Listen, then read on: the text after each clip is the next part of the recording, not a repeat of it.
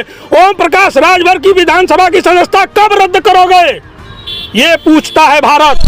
जिस जूते पे थूके थे उसी जूते को चाट करके तुम मंत्रालय और अपने बेटे के लिए, अपने निजी स्वार्थ के लिए पूरे समाज को गर्त में, और उनको न मंत्रालय मिलेगा न तो सीट मिलेगी। शिवपाल यादव जी का दरवाजा खटखटा रहे हैं कि ले लो हमसे, गलती तो पिछड़ों में बंटवारा करवा रहा था, इसको क्या पता आरक्षण करता है कि मैं तलवार निकाल करके भाजपाइयों का सर कलम कर दूं।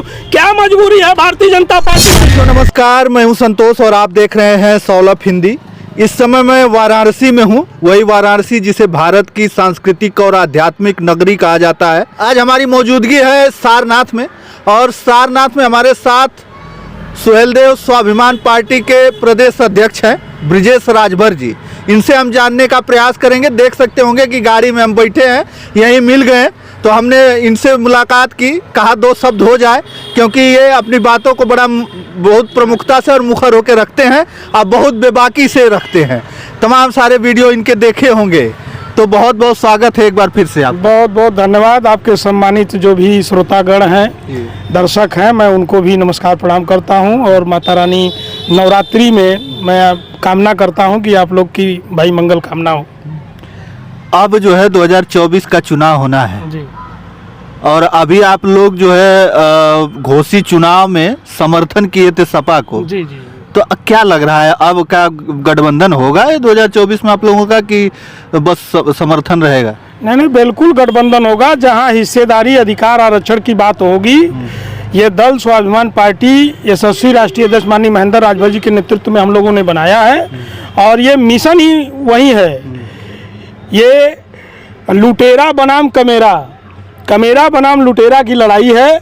हिस्सेदारी और आरक्षण की लड़ाई और मिशन को लेकर के जिसकी जितनी संख्या भारी उसकी उतनी हिस्सेदारी सुनिश्चित होगी।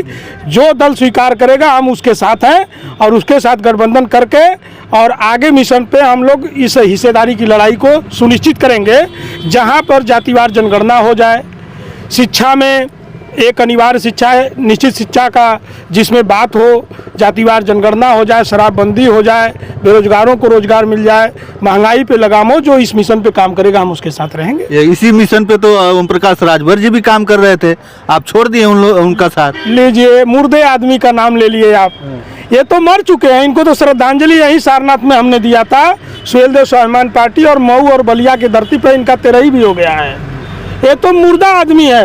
ये वादा फरोशी करने पर किसी समय 2020 में जब ये भाजपा से अलग हुए थे तो इन्होंने मंत्रालय छोड़ा था, तो कहा कि मैं दूसरा अम्बेडकर हूँ। दूसरा अम्बेडकर का नाम अपने पीठ थपथपाने का काम किए कि कोई हिस्सेदारी और आरक्षण अधिकार के लिए हमने सत्ता को लात मार दिया। ठीक है, समाज ने आपको पूरा समर्थन किया, लेकिन वही 69,000 शिक्षक भर्ती और करियवा साढ़, ललका साढ़ करते करते पियर को साढ़ वहीं घुस गया। आप आरक्षण और अधिकार हिस्सेदारी की लड़ाई को लड़ते लड़ते, महंगाई का आलाप करते करते, आज शराबबंदी कराते कराते, बेरोजगारी की लड़ाई लड़ते लड़ते, आज जिससे लड़ाई लड़ रहे थे आज उसी के यहाँ नतमस्तक हो गए। तो आप जिंदा कहाँ हो? तो मरा हुआ व्यक्ति है। वो तो फर्जी मंत्री बन के घूम रहा। अभी तो बिहार में गया था, बिहार में उन्होंने मंचों से कहा है कि मैं उत्तर प्रदेश का मिनिस्टर हूँ। बता दे उत्तर प्रदेश में कोई मिनिस्टर कब बनाया गया? ये व्यक्ति, ये तो धूर्त आदमी है, ये तो मुर्दा है। आप जो है यही जो है अभी हम लोग जहाँ पर मौजूद हैं वहीं पर जो है महाराजा सुहेलदेव की मूर्ति लगी है, और यहीं से जो सुभाषपा पार्टी है यहीं से गठन हुआ था, यहीं से शुरुआत हुआ था, और यहीं पर आप जो है कि तेरही का कार्यक्रम कर रहे थे। ये क्यों? समाज के लोग आपको क्या कहेंगे? लोग बहुत उल्टा सीधा भी कहते हैं कि क्या ये क्या कर रहे हैं। लॉजिक है ना, मैं आपके चैनल के माध्यम से बताना चाहता हूँ कि 2020-19 में यही समय था लोकसभा चुनाव का। इन्होंने भाजपा से शर्त रखा कि 5 सीट हमको दे दो, और उस समय मिनिस्टर थे भाजपा में। इन्होंने 5 सीटों का शर्त रखा।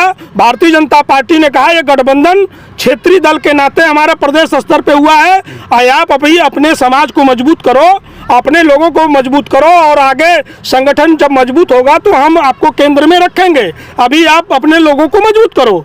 लेकिन यह व्यक्ति माना नहीं, इसको घमंड हो गया, और ये भाजपा से 2-2 हाथ कर लिया, गठबंधन तोड़ करके बाहर निकल गया। और भारतीय जनता पार्टी ने कहा कि मैं एक सीट दूंगा लेकिन सिंबल हमारा प्रत्याशी तुम्हारा होगा, और ये आदमी मैदान छोड़ के भागा। उस समय 2019 में वही लोकसभा के चुनाव में ओम प्रकाश राजभर 39 लोगों को चुनाव लड़ाया। वो ऑन रिकॉर्ड है, गूगल पे सर्च कर लीजिएगा। मैं आपके चैनल के माध्यम से कहना चाहता हूँ ओम प्रकाश राजभर की असली औकात गूगल पे सर्च कर लिए। 39 प्रत्याशियों को इन्होंने चुनाव लड़ाया लोकसभा में, और 39 की जमानत जब्त हो गई। 32 लड़ाए थे नहीं, 39। अच्छा, 39 की जमानत जब्त हुई है। ये गूगल पे ऑनलाइन सर्च कर लिए। ये ओम प्रकाश राजभर की औकात है। आज कौन सा गठबंधन करेंगे, कौन सा मिनिस्टर बनेंगे, आज उनकी औकात का पता चल गया। वो जा करके योगी और मोदी मंत्री बनने वाले हैं। उनके लड़कों को अब जो है घोसी से टिकट हो सकता है मिले। गाजीपुर से मांग हो रही है टिकट मिलने की लोकसभा की। आप बात कर रहे हैं कि ये कुछ नहीं, वो तो 19 में भी मिल रहा था, मंत्रालय भी था, और 19 के चुनाव में इनके बेटे को मंत्रालय और वो टिकट मिल रहा था, और 4 सीट और मिल रहा था। आते आते ऐन वक्त पे क्या हुआ कि 39 लोगों को जबरदस्ती पैसा दे करके इनको लड़वाना पड़ा अपनी इज्जत बचाने के लिए, और 39 की जमानत जब्त हुई। आज वही 2024 में वही दिन आया। ओम प्रकाश राजभर आज सड़क पे घूम रहे हैं, और उनको न मंत्रालय मिलेगा न तो सीट मिलेगी। भारतीय जनता पार्टी पहली बार कोई बहेलिया अपने जाल में खुद फंस गया। वो गया था जाल बिछाने के लिए, लोगों को फंसाने के लिए। ये राजभर समाज का सौदागर आज खुद अपनी जाल में फंस गया है, और अंदर खाने की बात आ रही है कि कहीं मायावती जी के दरवाजा खटखटा रहे हैं, कहीं कांग्रेस में दरवाजा खटखटा रहे हैं, कहीं वापस माननीय शिवपाल यादव जी का दरवाजा खटखटा रहे हैं कि ले लो हमसे, गलती हो गई। क्या बात कर रहे हैं? अभी जो है निकल के गए, आप बोल रहे हैं फिर से सपा में आने की बात। आ गए, औकात में आ गए। मंत्रालय खत्म हो गया, मंत्रालय कुछ नहीं मिलने वाला है। अरे अभी कह रहे हैं कि अखिलेश यादव जो है भाजपा की बी टीम है, नमस्ते करते हैं। अखिलेश यादव जी जो है वो सो है। आप ए टीम हो कि बी टीम हो, आप तो जाके नतमस्तक हो गए, दंडवत प्रणाम कर रहे हो। जिस जूते पे थूके थे उसी जूते को चाट करके तुम मंत्रालय और अपने बेटे के लिए, अपने निजी स्वार्थ के लिए पूरे समाज को गर्त में डाल दिया।